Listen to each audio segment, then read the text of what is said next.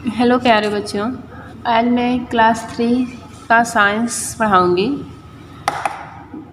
जो पहला पार्ट मैं आप लोगों को पढ़ा चुकी हूँ। पिछले वीडियो में मैंने आप लोगों का पहला चैप्टर समाप्त कर दिया है। आज मैं आप लोगों को दूसरा चैप्टर पढ़ाऊंगी और चैप्टर का नाम है पौधे के विभिन्न भाग। ठीक है, चैप्टर का क्या नाम है? पौधे की विभिन्न भाग, different part of plants, different parts of plants. पौधे के क्या होते हैं? विभिन्न भाग होते हैं। ठीक है, पौधे के विभिन्न भाग होते हैं, जैसे जड़, तना, पत्ती, ये सब क्या है? पौधे के विभिन्न भाग हैं। बच्चों, अब तक आप जान चुके हैं कि पौधे मानव तथा पशु पक्षियों की तरह सजीव होते हैं। पौधों को भी जीवित रहने के लिए भोजन, पानी एवं प्रकाश आदि की आवश्यकता होती है। जैसे कि मैंने आप लोगों को पिछले पार्ट में पढ़ाया था, सजीव और निर्जीव क्या होते हैं। ठीक है, तो सभी जीव जंतुओं के साथ साथ पेड़ पौधे भी क्या होते हैं? सजीव होते हैं। पेड़ पौधों को भी जीवित रहने के लिए किसकी आवश्यकता होती है? भोजन, पानी एवं प्रकाश की आवश्यकता होती है। जंतुओं की तरह पौधे के भी बहुत से भाग होते हैं। जिस तरह से जीव जंतुओं के विभिन्न भाग होते हैं, वैसे ही पेड़ पौधे के भी क्या होते हैं? विभिन्न भाग होते हैं।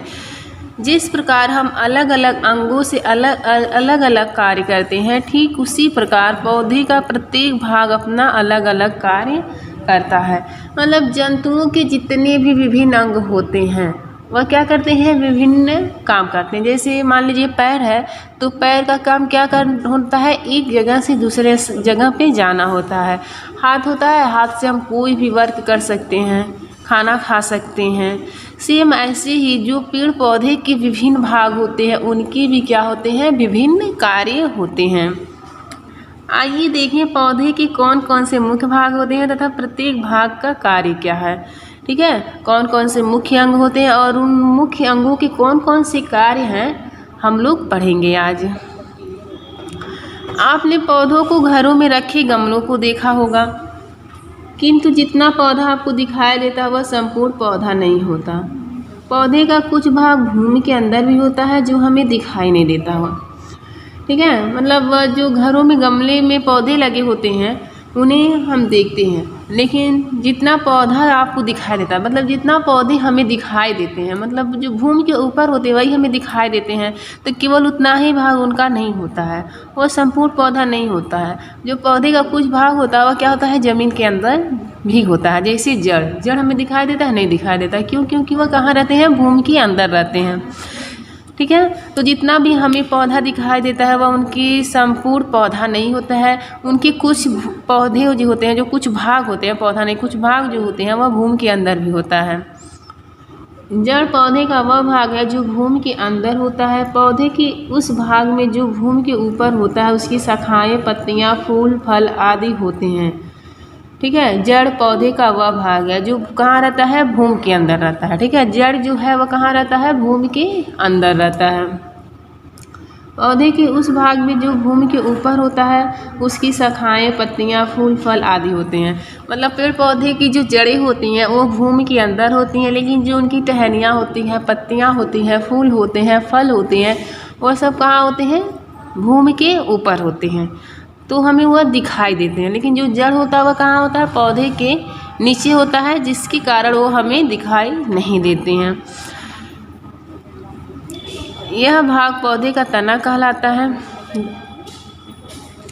नीचे दिए गए चित्र में पौधे के इन विभिन्न भागों को देखिए। जो नीचे दिया गया चित्र है, जो नीचे चित्र दिखाया गया है, मैं उस चित्र के माध्यम से आप लोगों को पौधे के विभिन्न भागों के बारे में बताऊंगी। ठीक है,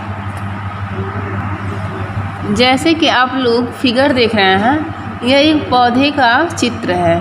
ठीक है, इसमें विभिन्न भाग ये दर्शाए गए हैं, पेड़ पौधे के विभिन्न भाग दर्शाए गए हैं। जैसे यहाँ पे जो पीली रंग का फूल है, यह क्या है? पौधे का फूल भाग है।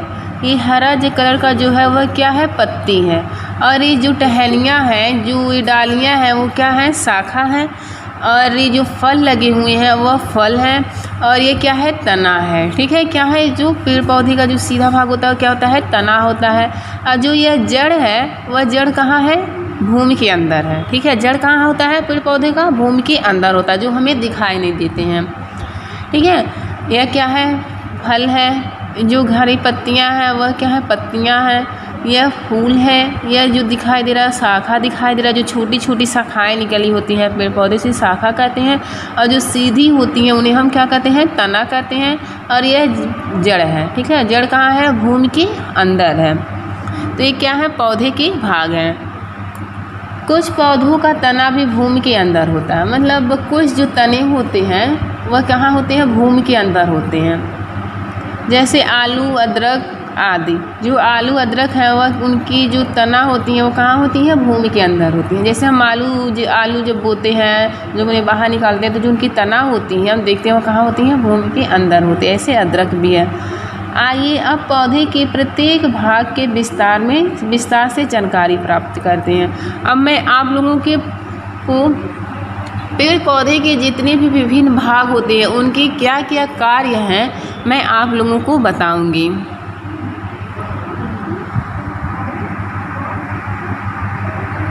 पहला है जड़, रूट्स।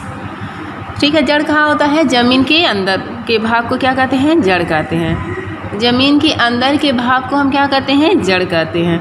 जड़ मुख्यतः दो प्रकार की होती हैं। कुछ पौधों जैसे सरसों, सेम, टमाटर, मिर्च, मटर आदि में तने से जुड़ी एक मुख्य जड़ होती है जो नीचे तक चली जाती है। उस मुख्य जड़ से ही बहुत सी छोटी छोटी, जैसे जो जड़ होते हैं वो कितने भागों में होती हैं, दो भागों में बांटी गई हैं। ठीक है, कितने भागों में बांटी गई हैं, दो भागों में।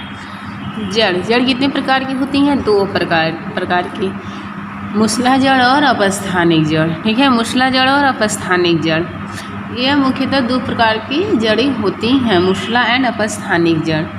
जैसे कुछ जो जड़ होती हैं वह भूमि के नीचे तक चली जाती हैं। ठीक है, भूमि के नीचे तक चली जाती हैं। उस मुख्य जड़ से ही बहुत छोटी छोटी जड़ें निकलती हैं। इस प्रकार की जड़ को मूसला जड़ कहते हैं। ठीक है, इस प्रकार की जड़ को क्या कहते हैं, मूसला जड़ कहते हैं। कुछ अन्य पौधे जैसे घास, प्याज, गेहूँ, चावल आदि में तने के नीचे ही बहुत सी जड़ें फूटती हैं। इनमें कोई मुख्य जड़ नहीं होती। इस प्रकार की जड़ को अपस्थानिक जड़ या झखड़ा जड़ कहते हैं। ठीक है, मतलब जो मूसला